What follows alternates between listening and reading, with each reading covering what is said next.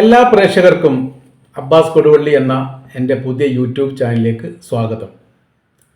Middle ഈസ്റ്റുമായിട്ട് ബന്ധപ്പെട്ട പ്രധാനമായിരിക്കുന്ന ഒരു വിഷയമാണ് ആദ്യത്തെ വീഡിയോ ആയിട്ട് നമ്മൾ ചർച്ച ചെയ്തത്. അപ്പോൾ എൻ്റെ പുതിയ ചാനലിന് എല്ലാവിധ സഹകരണവും നിങ്ങളുടെ ഭാഗത്തുനിന്ന് ഉണ്ടാവും എന്ന് ഞാൻ പ്രതീക്ഷിക്കുന്നു. മുൻപുള്ള ചാനലുകളൊക്കെ വലിയ സഹകരണ കാര്യങ്ങളൊക്കെ നിങ്ങളുടെ ഭാഗത്തുനിന്ന് ഉണ്ടായിട്ടുണ്ട്. നിങ്ങളുടെ അഭിപ്രായങ്ങൾ രേഖപ്പെടുത്തണം, നിങ്ങളത് ലൈക്ക് ചെയ്യണം.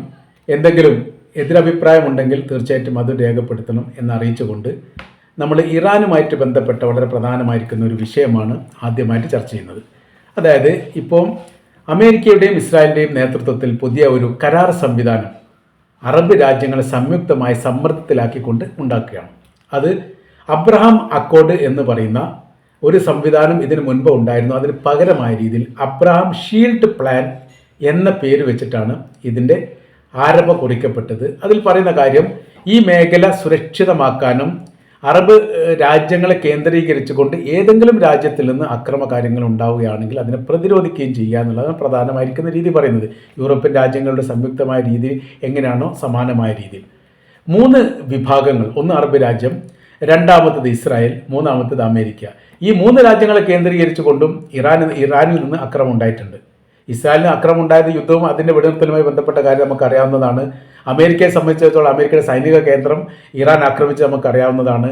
പിന്നീടുള്ളത് ഖത്തറിൽ വെച്ചാണ് ഈ അക്രമം നടന്നത് എന്നതിനാൽ അറബ് രാജ്യങ്ങൾ ആക്രമിക്കാൻ വേണ്ടി ഇറാന് പേടിയൊന്നും ഇല്ല എന്നുള്ള കാര്യങ്ങൾ ഉറപ്പായിരിക്കുകയാണ്. അപ്പോൾ ഈ പറയപ്പെട്ട 3 വിഭാഗത്തിന് നേരെയും ഇറാൻ്റെ ഭാഗത്തുനിന്ന് അക്രമം ഉണ്ടായിട്ടുണ്ട് എന്നതിനാൽ ഭാവിയിൽ ഇത് ഇനിയും ആവർത്തിക്കാൻ സാധ്യതയുണ്ട്. അതുകൊണ്ട് എന്ത് ചെയ്യണം? പ്രതിരോധ സംവിധാനങ്ങൾ ഉണ്ടാക്കണം.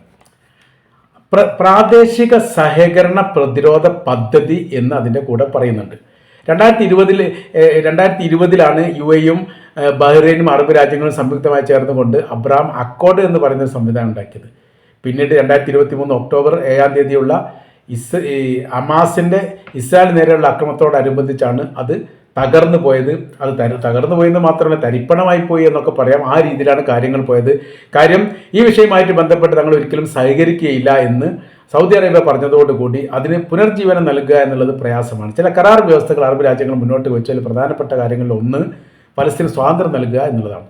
സമ്പൂർണ്ണമായിരിക്കുന്ന സ്വാതന്ത്ര്യം, കിഴക്കൻ ജെറുസലേം തലസ്ഥാനമാക്കിക്കൊണ്ട് സമ്പൂർണ്ണമായിരിക്കുന്ന സ്വാതന്ത്ര്യം നൽകുക എന്നുള്ളത് UN സഭയുടെ 1967 പ്രഖ്യാപനത്തോടനുബന്ധിച്ച് അത് അനുവർത്തിക്കുകയും അത് അംഗീകരിക്കുകയും വേണം എന്നുള്ള സൗദി അറേബ്യയുടെ നിലപാട് ഇസ്രായേൽ അംഗീകരിക്കാത്തത് കൊണ്ട് കരാർ വ്യവസ്ഥയുമായിട്ട് ഞങ്ങൾക്ക് മുന്നോട്ട് പോകാൻ പറ്റില്ല എന്ന് അവർ പറഞ്ഞതോടുകൂടി ആ കരാർ വ്യവസ്ഥ അവസാനിച്ചു.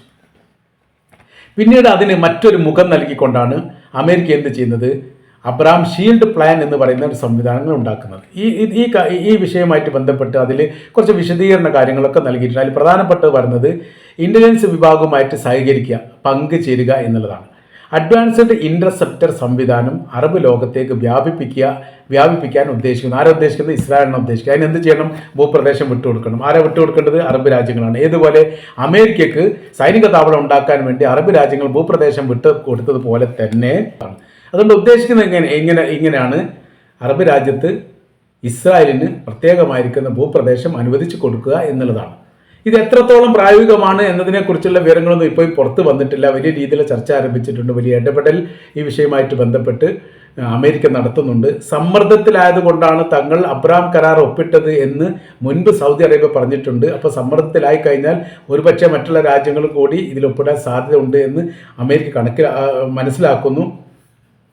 എന്നാൽ നിലവിലുള്ള ഇപ്പോഴത്തെ സാഹചര്യത്തിൽ അത് സാധ്യത കുറവാണ് എന്ന് പറയുന്നു. ഏതായിരുന്നാലും ഇപ്പോഴത്തെ നിലവിലെ സ്ഥിതികൾ നമ്മൾ നോക്കുന്ന സമയത്ത് അബ്രഹാം അക്കോർഡ് നിലവിലെ സാഹചര്യത്തിൽ പുനരുജ്ജീവിപ്പിക്കുക എന്ന് പറയുന്നത് വലിയ പ്രയാസമായിരിക്കുന്ന കാര്യമാണ്. പകരം അബ്രഹാം ഷീൽഡ് പ്ലാൻ എന്ന് പറയുന്ന ഒരു സംവിധാനം കുറച്ചുകൂടി ലാഘവത്തോടും എളിമയോടും കൂടി നടപ്പിലാക്കാൻ സാധിക്കുമെന്ന് അമേരിക്ക വിശ്വസിക്കുന്നു. അതിൻ്റെ ശ്രമങ്ങളൊക്കെ ആരംഭിച്ചിട്ടുണ്ട്.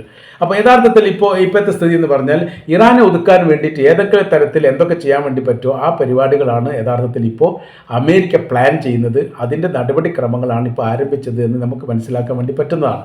അതിൻ്റെ ഭാഗമായിട്ടാണ് ഇറാനെ പ്രതിക്കൂട്ടിൽ നിർത്തിക്കൊണ്ട് ഇറാനിൽ നിന്നുണ്ടാകുന്ന പ്രതിരോധ കാര്യങ്ങളൊക്കെ തകർക്കുക, അതല്ലെങ്കിൽ ഇല്ലാതാക്കുക എന്നുള്ള ശ്രമത്തിൻ്റെ ഭാഗമായിട്ടാണ് ഈ പ്രവൃത്തി ആരംഭിച്ചത് എന്നാണ് നമുക്ക് മനസ്സിലാക്കാൻ വേണ്ടിയിട്ട് സാധിക്കുന്നത്.